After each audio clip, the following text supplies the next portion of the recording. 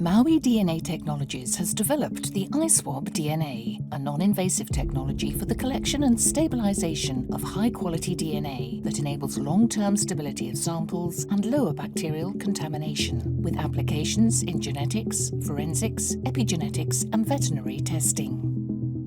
DNA is collected via a non-invasive iSPIT funnel or a swab like the NextSWAB.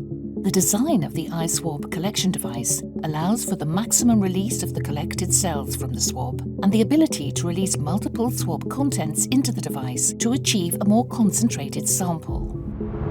The unique collection buffer allows for selective lysis of mammalian cells, releasing high-quality concentrations of double-stranded, long-fragment, high molecular weight genomic DNA, with insignificant quantities of bacterial DNA contamination.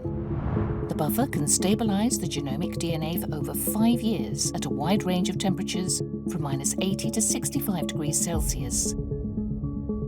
Used for PCR, sequencing, genotyping, and gene expression assays.